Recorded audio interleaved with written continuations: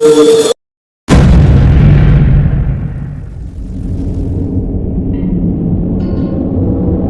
ዓመት ሆነሽ እንዴ? ነው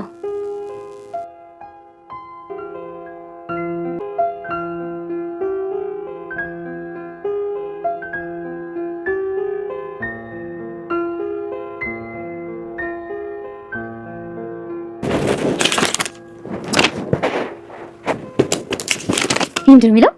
እጭ አልበዛም እንዴ? በቃ ናታን ይቅርታ ስላላወቅኩ ነው መጽሐፍን የቀደድኩት።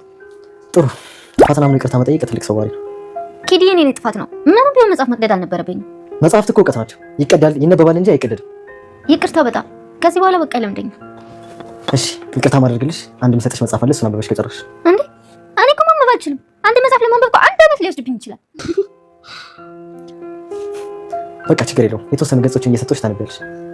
እሺ ናታን ይቅርታ ስላደረግልኝ በጣም ነው ደስ ያለኝ። ሁለተኛ ግን መጽሐፎችን አቀድ። አየህ ናታንዬ፣ እኔ ነገርኩህ፣ እውነቴን ነበር። ይኸው አመነች። እሷ እኮ መጀመሪያም አልካደችም። አሁን ደግሞ ታርቀናል።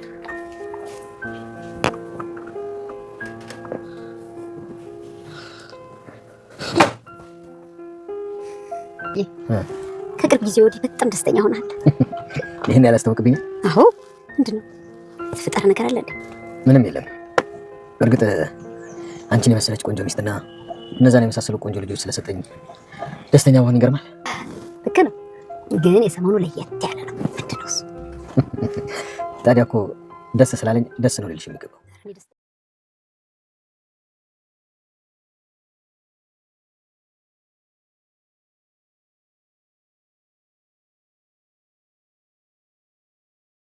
ዳጣ የወይዘሮ ማርታን ወርቅ ሰርቃለች ተባለ።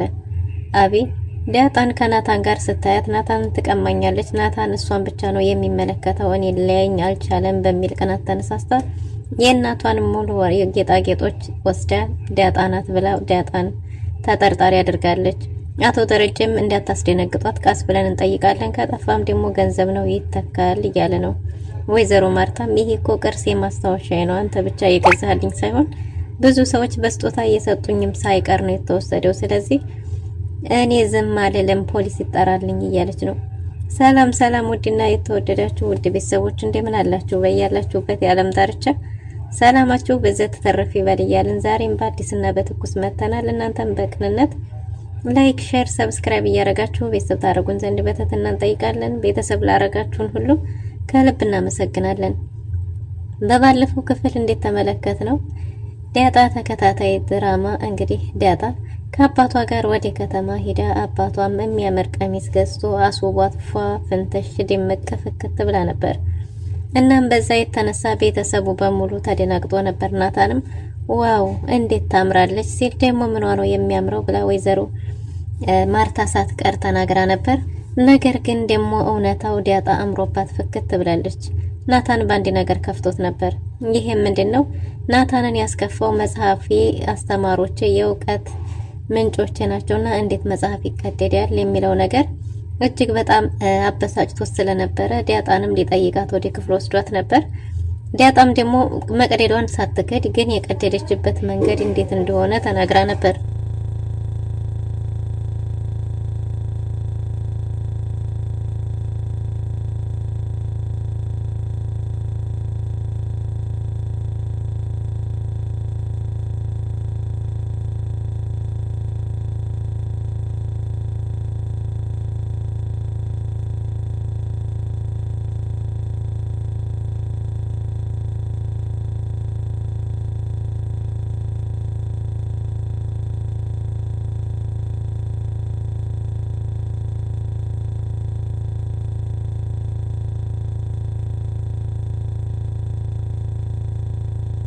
መጽሐፉን የቀደደችው እሷ ፈልጋ ሳይሆን አቢ ፌመስ ትሆኛለች ቲክቶክ ላይ ትሬንድ ምናምን እየተለየ ስላለ በሱ ተፈምሻለች፣ መንገድ ላይ ህዝብ ያየሽ የተመለከተሽ ሁሉ ፈሪሚልኝ እያለ ያስቸግርሻል፣ ፌመስ ትሆኛለች በሚል ነበር እንግዲህ ያን መጽሐፍ የቀደደችው።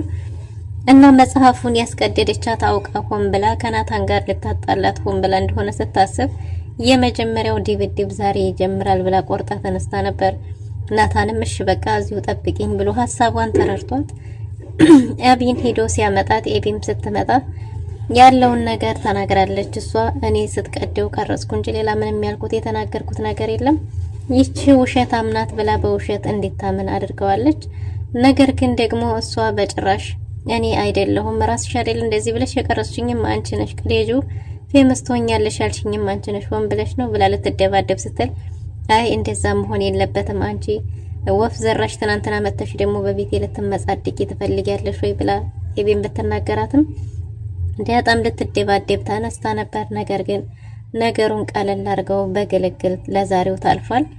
ዳጣም እንግዲህ ናታንን ልታስቀው እንደ በፊቱ ልትጫወት ብትሞክርም ናታን በመጽሐፉ መቀደድ ከፍቶ ስለነበረ በጭራሽ ፊት አልሰጣት ሲል እንዴ ተቀይመኸኛል እንዴ በሚል ሐሳብ ተነሳስታ በቃ ናታን በጣም ይቅርታ እኔ ሳላቅ ነው የቀደድኩት አውቄ አይደለም ከዚህ በኋላ መጽሐፎችህን አልቀድም ብለዋለች። እና ደግሞ ማንበብ እንዲያስተምራትም ጠይቀው ምንም ችግር የለውም ግን ደግሞ አንድ ቅጣት ይወሰንብሻል ብሏት ነበር። ቅጣቱ ምንድነው? መርካቶ ሄደው መጽሐፉን አንድ ላይ መግዛት ነበር። መጽሐፉን መርካቶ ሄደው አንድ ላይ ለመግዛት ቅጣት ሲባል እኔ ጋር እንጂ እሷ ለምን ትሄዳለች? እሷ እኮ አምና ነው የተቀጣችው፣ አንቺ አልቀደርሽም። ስላልቀደርሽ ደግሞ ከኔ ጋር መሄድ አይጠበቅብሽም። ስለዚህ መጽሐፉን የቀደደችው ዳጣ እስከሆነች ድረስ ዳጣ ናት አብራኝ ሄዳ መግዛት ያለባት የሚል ሀሳብ ተነስቷል። እሷም በሀሳቡ ሳትስማማ ቀርታ አይ እኔ ነኝ መሄድ ያለብኝ ለኮሌጅም ስለሚያስፈልገኝ መጽሐፍ መግዛት ስላለብኝ አብረን እንሄዳለን፣ እኔና ዳጣ እንገዛልሻለን። አይ እኔ ራሴ ነኝ የምሄደው። በዚህ አለመስማማት ሲነሳ በቃ እንደውም ቅጣቴን ተቀጣችልኝ ማለት አይደል? እሷ ራሷ ትሄድና ትግዛ አብራህ ብለው ነበር።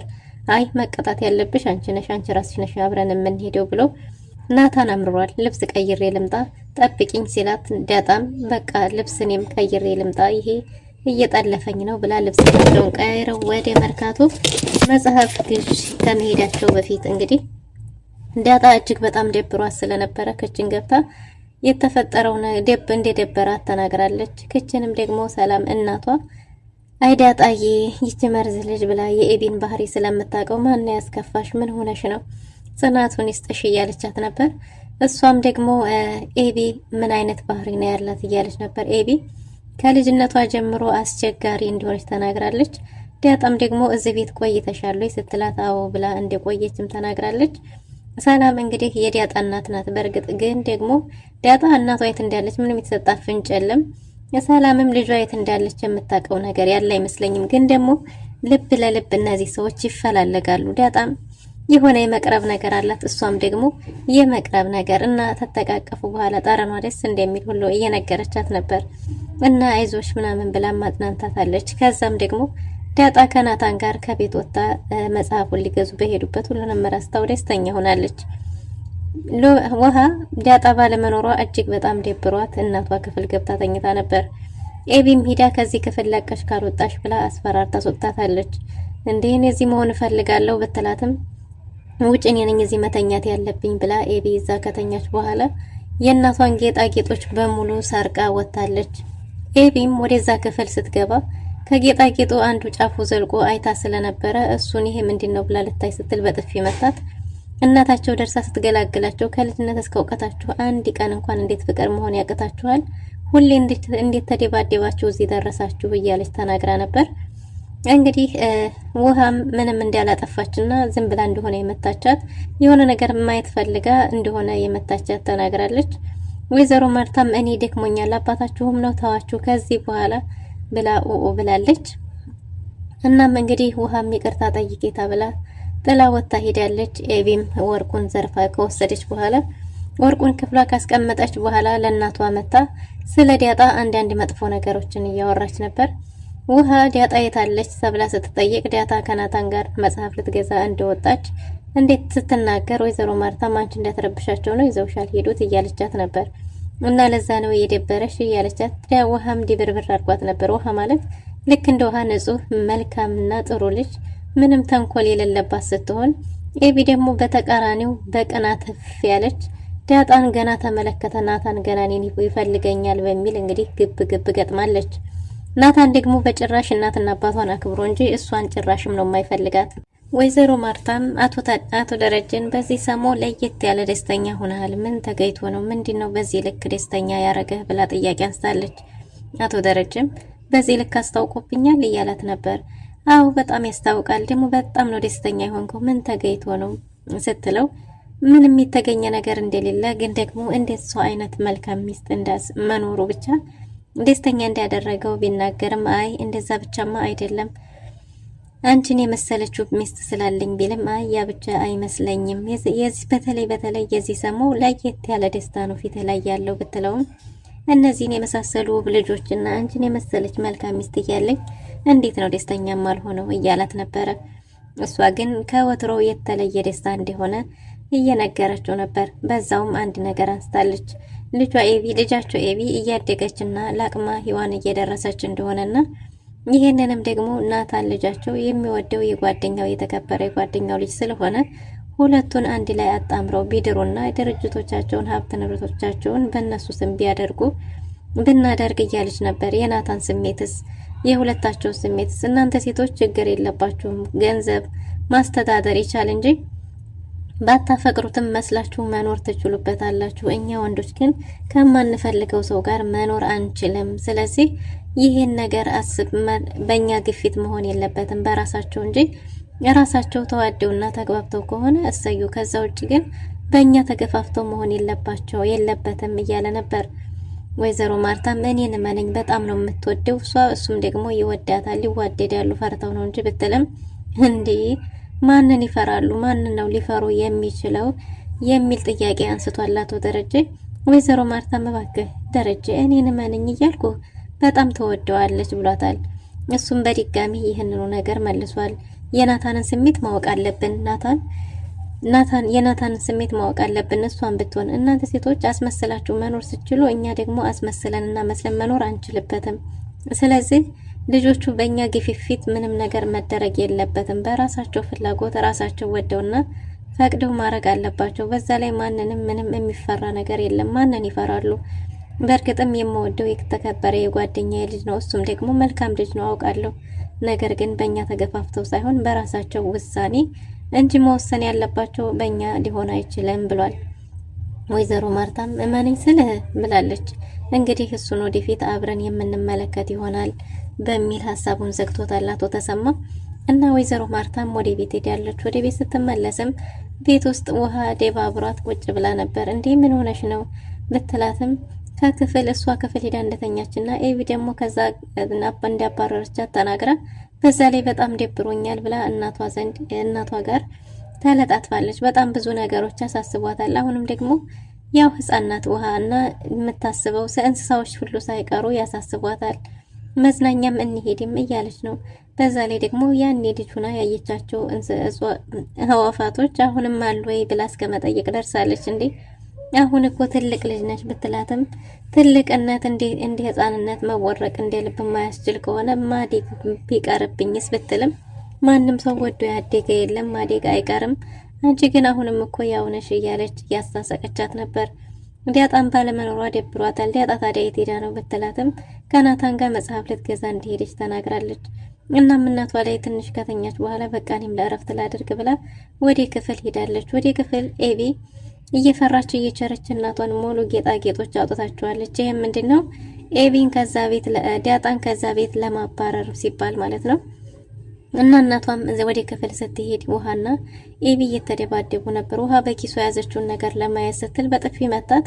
ሲደባደቡ ደርሳ እንዴት ልጅ ከልጅነታችሁ እስከ እውቀታችሁ እስካሁን ድረስ እንዴት እንደዚህ እየተደባደባችሁ እዚህ ደርሳላችሁ? ቢያንስ አንድ ቀን እንኳን ሰላም የለም። ቆይ ለአባታችሁ እያለች ከገላገለች በኋላ እኔ በእናንተ መሮኛል፣ ታከተኝ፣ ደከመኝ እያለች ስትቆጣቸው ነበር። እማዬ እኔ ምንም አላደረኩም የሆነ ነገር ልመልይ ብላት በጥፊ መታችኝ እንጂ ምንም ያረኳን ነገር የለም ብላለች። ይቅርታ ተጠያየቁ ብላ ሁሉንም ከክፍሏ አስወጥታ አረፍ ባለችበት ወይዘሮ ኤቢ ከገባች በኋላ ስለ ዲያጣ ክፋትና ዲያጣ ከናታን ጋር እንደሄደች በዛ ላይ ደግሞ ሌባና አጭበርባሪ እንደሆነችም ተናግራለች። ዙሪያውን አትሄጂ ምንድነው ብላ ጥብቅ አርጋ ስትይዛት እዚህ ክፍል ገብታ ስትወጣ ይቻታለሁ ስትላትም መጀመሪያ ያየችው ወርቋን ነበር። ወርቋንም ስታይ ወርቋ ባለበት አንድም ነገር ስላልነበረ የለም ነበር እኔ ብዬሽ አልነበረም ወስደዋለች አይደል እያለች በሐሰት ሽምጥጥ አርጋ መስክራለች። ውሃ ግን በዚህ ሀሳብ በጭራሽ ልትስማማ አልቻለችም። ውሃም ወደ ክችን ገብታ ወደ አጋዣቸው ጋር ምን ሆነሽ ነው ብትላትም ኤቢ አስቀይማት እንደሆነ ለሷም ቢሆን ተናግራለች።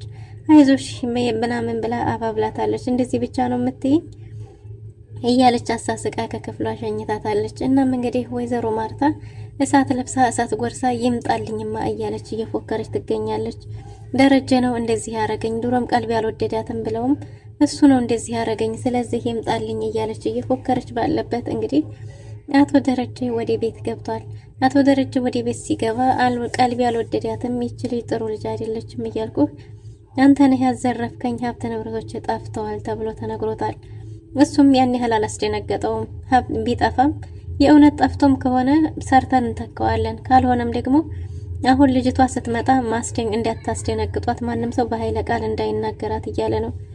አንተ የሷ መደንገጥ ነው ጭራሽ እየታየሃለሁ። የኔ ሀብት ንብረት የጠፋው እያለ አንተ የሰጣ የገዛህልኝ ብቻ አይደለም በስጦታ መልክ የተበረከቱልኝ ብዙ ነገሮች አሉ እና የሰው ማስታወሻ የታሪክ ነው የጠፋው። አንተ የሷ መደንገጥ አለመደንገጥ ያሳስበሃል? ስጭራሽ እኮ ስትመጣ ነው ይሄን ሁሉ ነገር ውስጥ እንዴት ነው የምትመጣው? ከመጣችማ አይነቃብኝም ብላ ነው እያሉ እንግዲህ ቤቱ በአንድ እግር እየታመሰ ነው የተፈጠረውን ነገር። ሰላም አጋዣቸውም ስትሰማ ዳጣዬ እንግዲህ መቼውን ይስጥሽ ዛሬ ባለመጣሽ እያለች እየጸለየች ነው። ዳጣ ግን ምንም እንደተፈጠረ የምታውቀው ነገር የለም። ዳጣና ናታን እጅግ በጣም ደስተኞች ናቸው ሁለቱም። ናታንም ካያት ሰዓት ጀምሮ ነበር የተማረከባት እና እየዋለ እያደረ ደግሞ ከሷ ጋር መሳቅ መጫወት የሚፈልገው እንጂ ኤቢን ባያየትም ደስታው ነበር። ኤቢን በተደጋጋሚ አንቺ በጣም መጥፎ ሴት ነሽ፣ እኔ ለእናትና አባትሽ ክብር ብዬ እንጂ ማከብርሽ፣ ከዛ ውጭ በእኔና በአንቺ መካከል ምንም የሚያገናኝን ነገር የለም፣ ለእናትና አባትሽ ስል ነው እያለ በተደጋጋሚ ተናግሯታል። እሷ ግን የራሷን ስሜት ብቻ ስለሆነ እሱን በጭራሽ አድምጠው አታውቅም ነበር እና ስለ ኤቢም እየጠየቀችው ነበር። ኤቢ በጣም የምትወድህ ይመስለኛል፣ ብቻ እኮ እንዴት እንደሚያረጋት ቢልም ኤቢ እዛ ቤት መኖር ከፈለግሽ ረዘም ላለ ጊዜ መኖር የምትፈልጊ ከሆነ ቻይ መሆን አለብሽ። እኔ እሷን ማከብራት ለእናትና ለአባቷ ስል ነው እንጂ እሷ በጣም መጥፎ ሴት ናት፣ እሷን በጭራሽ ለምንም አስቤያት አላውቅም ብሏታል ዳጣን። ዳጣም ደስተኛ ሆናና ዘና ፈታ ብላ እየሳቁ እየተጫወቱ ነበር። አንተስ ማነህ ምንድነህ ብላ ብትጠይቀውም እሱ የሀብታም ልጅ እንደሆነና አባቷና ደረጀና ደግሞ የሱ አባት እጅግ በጣም የሚዋደዱ ዘመዳሞች ያህል የሚቀራረቡ ጓደኛሞች እንደሆኑ ተናግሯል።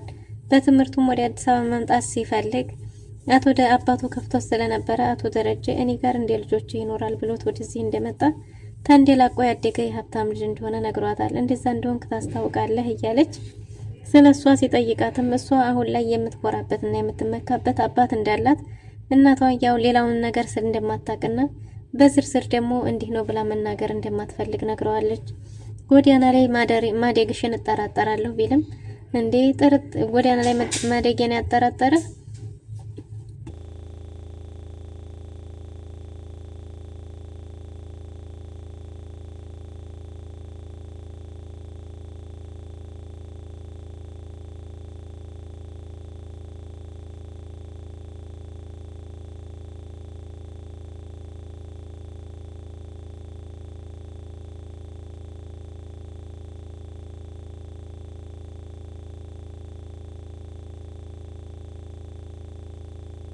እና ጎዳና ላይ አድገሽ እንደዚህ ውብ ከሆንሽ እኛ ቤት ውስጥ ያደግ ነው ታዲያ ያጠራጥራል እያለ እየሳቁና እየተጫወቱ እጅግ በጣም ደስ ብሏቸው ነበር።